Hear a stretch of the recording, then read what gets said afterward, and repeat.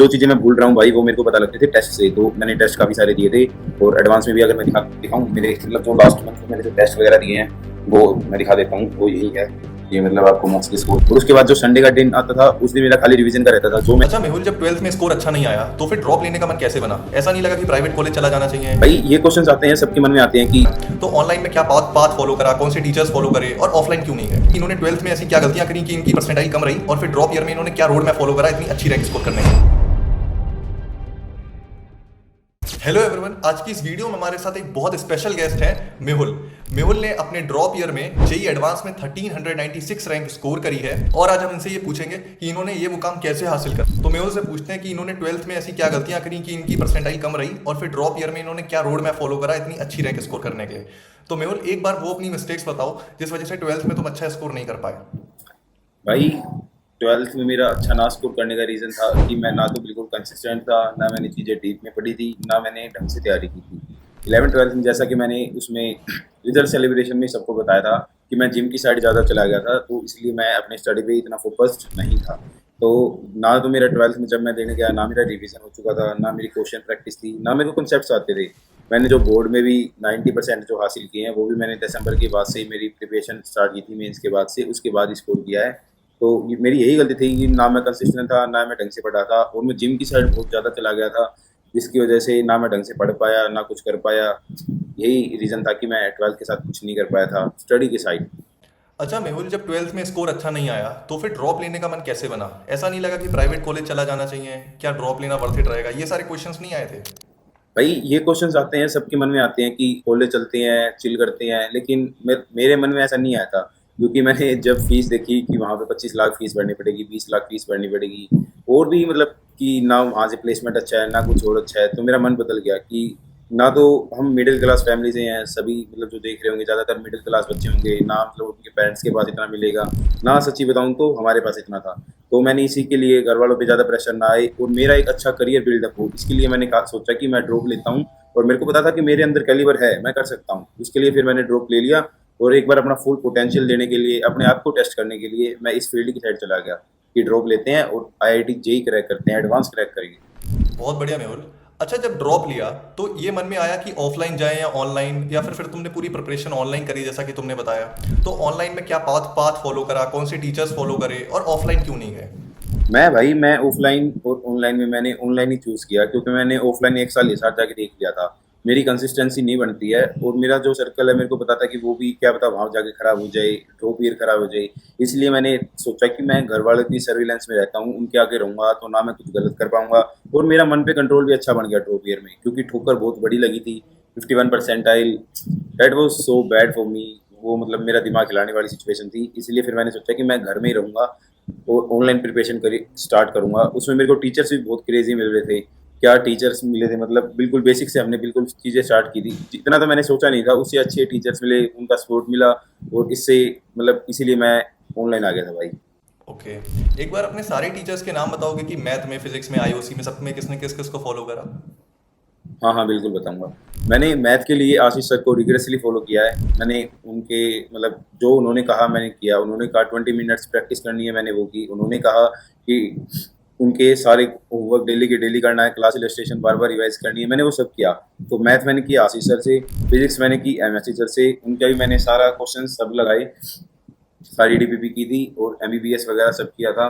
और मैंने थोड़ा सा एडिशनल कर लिया था उसमें, एचसीवी को फॉलो कर लिया था। और मैंने आईओसी करी अमिताभ सर से, और ऑर्गेनिक केमिस्ट्री करी आर्य सर से, रोहित अग्रवाल सर से। उन्होंने मतलब मेरी ऑर्गेनिक बहुत खराब थी, बिल्कुल मैंने बेसिक से स्टार्ट किया था, और मैं बताता हूँ मेरे मेंस में भी कोई भी क्वेश्चन गलत नहीं हुआ होगा ऑर्गेनिक केमिस्ट्री का। और एडवांस में भी मतलब मेरे लगभग क्वेश्चन ऑर्गेनिक के ही ठीक हुए थे, ज़्यादातर मैंने ऑर्गेनिक में स्कोर किया। और मैंने जो फिजिकल केमिस्ट्री है वो फैजल सर के साथ कंटिन्यू की थी, फिजिकल केमिस्ट्री मेरी काफ़ी अच्छी हुई। ओके। अच्छा मेहुल, क्योंकि तुमने 12th में थोड़ी बहुत पढ़ाई ज़रूर कर रखी होगी, एक ड्रॉप ईयर में बच्चा जब आता है तो पहले से कुछ चैप्टर पढ़कर आता है, तो क्या थोड़े से भी डेविएटेड हुए कि डिटेल लेक्चर देखूं अब क्या, या फिर वन शॉट यूज़ करूं, या फिर कैसे करके अपने लेक्चर्स कवर करें, वन शॉट से या पूरी डिटेल्ड लेक्चर? भाई वन शॉट्स की तरफ मैं बिल्कुल नहीं गया ड्रॉप ईयर में, क्योंकि मैंने देख लिया था कि हाँ मतलब अच्छे हैं, मतलब मेरा ही मन नहीं किया, और टीचर्स ने भी सजेस्ट नहीं किया कि मैं वन शॉट की साइड जाऊँ। अब मतलब ये भी नहीं बताना भाई, आपने भी जेई दिया होगा, मतलब ये कुछ नहीं पता कि मतलब मेंस वाले हर बार ही आसान पेपर देंगे, मुश्किल पेपर देंगे, ये किसी को नहीं पता। क्या पता उनका भी कंसेप्चुअल क्वेश्चन आ जाए, वो वन शॉट में कवर हुई ही नहीं हो चीज़ें। इसलिए मेरे मन में भी डर था कि कभी वन शॉट की साइड चला जाऊँ और दोबारा ड्रॉप ईयर खराब हो जाए। इसलिए मैंने हर चीज़ को बिल्कुल डीप डाउन स्टडी किया था, जैसे ही सर करा रहे थे बिल्कुल वैसे किया, no one shot nothing else. और मेरा फ़ोन भी मेरी मम्मी के पास था पूरी जर्नी के दौरान। फ़ोन मम्मी के पास था, और ये क्या एक बहुत बड़ा रीज़न था तुम्हारे डिस्ट्रैक्शन से बचने का? लाइक तुमने डिस्ट्रैक्शन से कैसे बचे? आज के टाइम में बच्चे इंस्टाग्राम, यूट्यूब शॉर्ट्स या काफ़ी ज़्यादा डिस्ट्रैक्टेड रहते हैं, तो क्या सजेस्ट करोगे उन बच्चों को? भाई मेरे पेरेंट्स का तो मेरी जर्नी में बहुत अच्छा रोल रहा था, मतलब उनकी वजह से ही क्या पता मैं यहाँ तक पहुँचा हूँ। मतलब हमारे हरियाणवी में मेरी मम्मी कहती है कि मैंने तो तेरे लिए पत्थर पत्थर पूजा है। मतलब हर भगवान के आगे अर्जी भी लगाई उन्होंने और मेरे को हर चीज़ से बचाया है। जो भी डिस्ट्रैक्शन मेरे को हो रहे थे, मतलब बाहर जाने का मेरा था कि मैं स्पोर्ट की साइड जाऊँ, तो उन्होंने भी मेरे को रेस्ट्रिक्ट किया कि नहीं जाना, तेरे पास 1 साल है, तू पढ़, उसके बाद तू काफ़ी अच्छा कर लेगा, हम भी सपोर्ट करेंगे।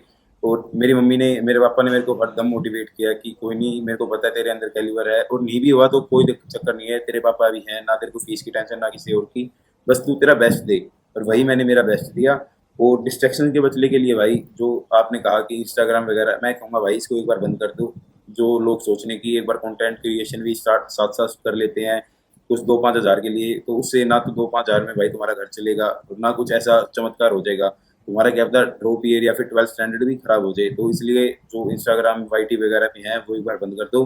मैं कहूँगा फ़ोन ही बंद कर दो, बंद कर दो बिल्कुल जड़ से ही बंद। तो अभी तक हमने मेहुल से सुना और हमने ये समझा कि मेहुल ने अपने टीचर्स को बिल्कुल अच्छे से फॉलो किया और कहीं भी डेविएटेड नहीं हुआ। और रही बात डिस्ट्रैक्शन की, तो उसने बताया कि उसने अपना फ़ोन अपने पेरेंट्स को दे दिया था। यही चीज़ मैं भी सजेस्ट करता बिल्कुल। हूँ। अच्छा मेहुल, अगर क्वेश्चंस की बात करें तो तुमने क्वेश्चंस कौन से करे? लाइक डीपीपीस करी या मॉड्यूल करे या कोई और बुक्स फॉलो करी? क्योंकि बच्चों के मन में ये डाउट रहता है कि हम 10 रंग बिरंगी किताबें खरीद लें अभी से, वो किताबें लगा लें। तो क्या ऐसा डिस्ट्रैक्शन हुआ था? सब्जेक्ट वाइज बता दूं भाई, हाँ, जो सब्जेक्ट वाइज सब्जेक्ट बता वाइज दो। मैंने कैसे कैसे। हाँ बिल्कुल। मैंने सब्जेक्ट वाइज बताता हूँ। मैंने सबसे पहले मैं मैथमेटिक्स का बताता हूँ। मैंने मैथमेटिक्स को खाली आशीष सर को फॉलो किया। उनकी जित मतलब वो क्लास ही काफ़ी लंबी लेते हैं, तो वो इसीलिए लेते हैं कि हमें बाहर कहीं भटकना नहीं पड़े, क्योंकि सारे एडवांस के क्वेश्चन काली हरी नीली पीली बुक के सारे जो क्वेश्चन थे उन्होंने क्लास नोट्स में दे दिए। उनका होमवर्क मैंने रिग्रेसली फॉलो किया, और रिवीजन मेरा मस्ट था कि मेरे को 1 से 1.5-2 घंटे मेरे को रिवीजन में देने हैं, तो देने हैं डेली के डेली। वो था मैथ यानी टोटली आशीष सर। और फिजिक्स के लिए मैंने एमएसटी सर को बिल्कुल रिग्रेसली फॉलो किया, और साथ में मेरे दोस्त ने घर ने जो मैंने पिछली वीडियो में बताया था जिसकी यार 500 के अराउंड थी, उसने मेरे को कहा था कि थोड़ा सा एचसीवी कर लियो। तो मैंने कुछ मतलब मैंने एचसीवी की थी। मेरे को मिल रहा था फिजिक्स के लिए, तो मैंने की थी। मैंने एचसीवी की थी साथ साथ। और मैंने जो केमिस्ट्री का बताऊं, केमिस्ट्री के लिए अगर मैं सबसे पहले बताता हूँ ऑर्गेनिक केमिस्ट्री का।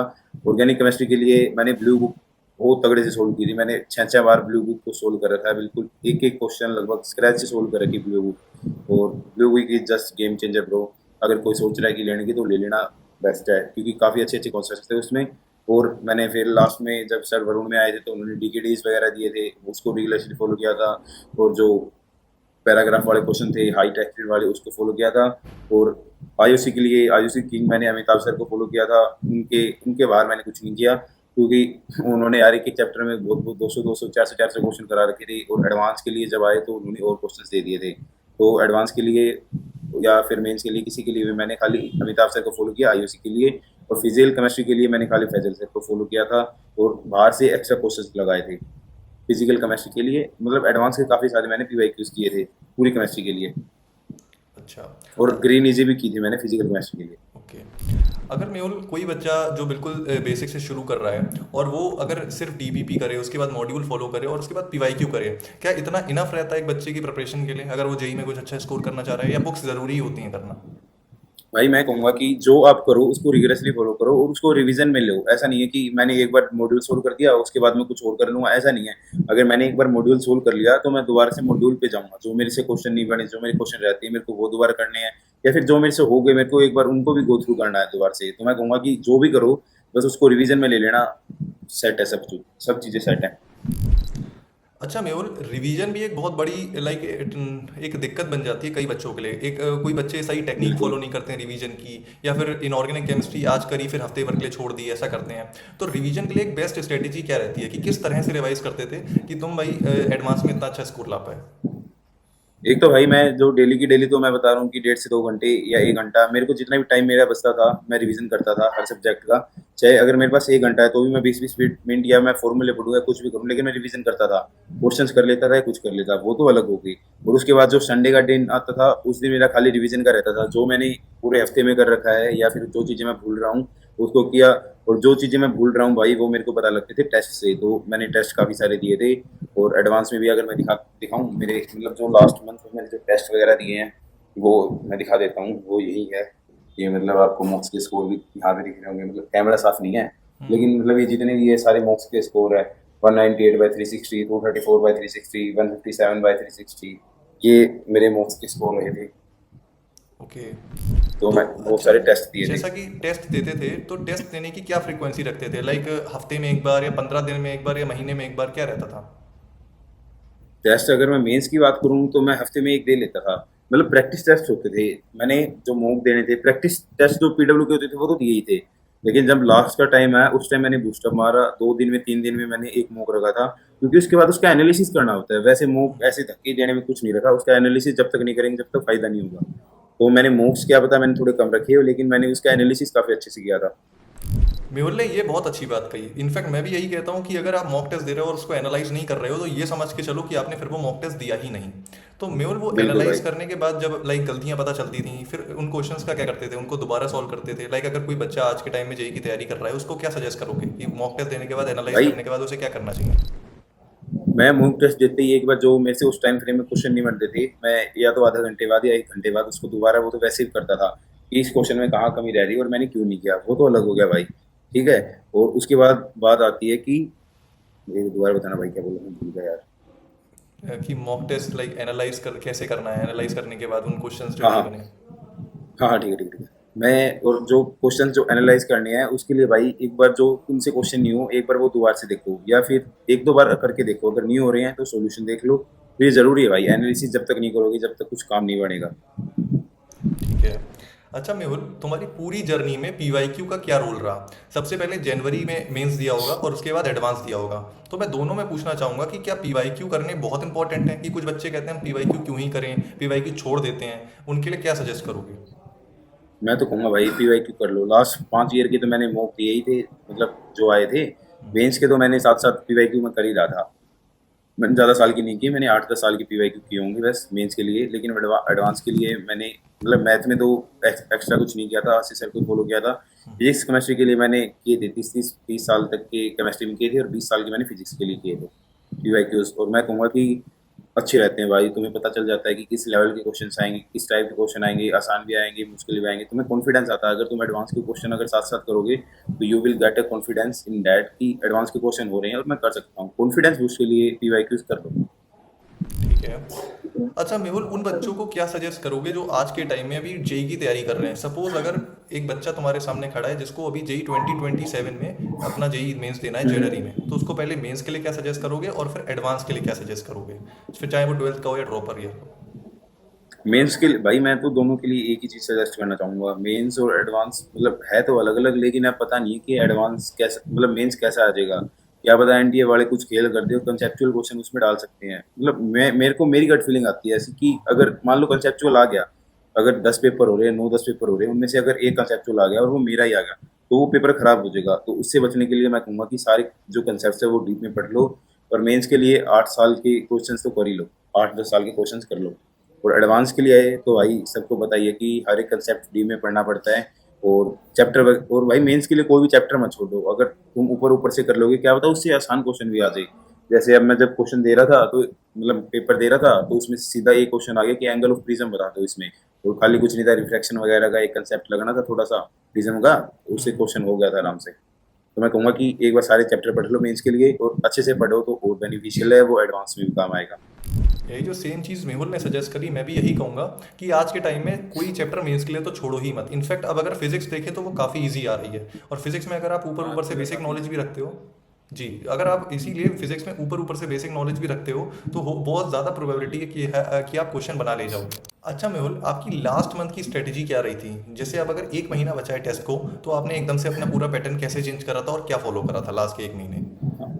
लास्ट मैंने 1 महीने में घर से बात की थी, उसने कही थी टेस्ट दे एनालिसिस कर और मतलब मैंने जो रिवीजन है उसको ज़्यादा किया था। अगर मैं टेस्ट दे रहा हूँ और बाद में मैंने रिवीजन किया था, क्योंकि मेरे सारे कंसेप्ट मैंने जनवरी से पहले अच्छे से पढ़ लिए थे, तो मतलब मेरे ऐसा कुछ पढ़ने वाला बाकी नहीं था। जो चैप्टर एडवांस में आने भी नहीं वाले थे मैंने वो भी कवर कर लिए थे। तो मैंने बस खाली टेस्ट दिए थे और रिवीजन किए थे लास्ट मंथ में। टेस्ट के जो थे वो मैंने एनालिसिस और अच्छे से एडवांस के लिए करनी स्टार्ट कर दी थी। ओके। अच्छा, टेस्ट में मार्क्स अच्छे आते थे या बुरे भी आते थे, और अगर बुरे आते थे तो फिर उससे कैसे डील करते थे? कॉन्फिडेंस डाउन होता होगा। नहीं, मेरा डाउन नहीं होता था, मेरे को मोटिवेशन मिलता था अगर मेरे कम भी आ रहे हैं तो, कि I will take is its positive, और कि मेरे टेस्ट में अब की बार कम आए लेकिन अगली बार नहीं आएंगे। जो भी ये मेरे से गलती हुई है मैं अगली बार और सुधारूंगा उसको, क्या मेरे से दिक्कतें हो रही हैं क्या नहीं हो रही है वो मैं एनालाइज करता था और अगली बार मेरे अच्छे आते थे। ऐसा कभी डिमोटिवेशन वाला फेज मैंने आने ही नहीं दिया। मेरे दिमाग ही ऐसा नहीं है कि मैं ऐसे किसी चीज़ को ऐसे नेगेटिव लेके जाऊँ, अगर मेरे को कुछ भी पॉजिटिव दिख रहा है तो मैं उसकी साइड जाता हूँ। और दूसरी चीज़ ये है कि मैंने मतलब अच्छे खासे मूव दिए थे। अभी मैंने दिखाया ना, किसी में 234 आ रहे हैं, किसी में 157 आ रहे हैं, तो ऐसे फ्लक्चुएट होते रहते थे, एक सीरीज में नहीं आते थे। कभी टेस्ट काफ़ी मुश्किल आ जाता था, कभी आसान भी मिल जाता था, तो उसके हिसाब से भी नंबर फ्लक्चुएट होते थे। तो हम सब ने देखा कि मेहुल ने इतने अच्छे से इस चीज़ को मैनेज करा। कई बार जब मार्क्स नीचे जाते हैं तो बच्चे मॉक टेस्ट देना छोड़ देते हैं या फिर तैयारी ही छोड़ देते हैं। मेहुल ने इस चीज़ को बड़ा चिल रहकर एकदम से टैकल करा और एट लास्ट कितना अच्छा स्कोर किया। तो कहीं ना कहीं हमें मेहुल से ये भी सीखने को मिलता है कि इन चीज़ों को इतना ज़्यादा दिमाग पर नहीं चढ़ाना चाहिए। आपको मेहनत करती रहनी है। एकदम अगले दिन एडवांस का पेपर नहीं है, एकदम अगले दिन जेई नहीं देना है। अभी अच्छा खासा टाइम है, धीरे धीरे इंप्रूव हो जाएगा। वही है ना भाई, रणभूमि कितना ही मतलब खून बहा लो वो तुम्हारा ही है, लेकिन जब असली में मतलब दोबारा बोलना पड़ेगा, क्या कह रहा था। हाँ, प्रैक्टिस में मतलब कितना ही मतलब तुम खून बहा लो, कितना ही खून पसीना ये कर दो, लेकिन वो फायदेमंद रहेगा। और उसको क्या बोल रहा हूँ यार मैं, एक मिनट भाई, क्या कह रहा था।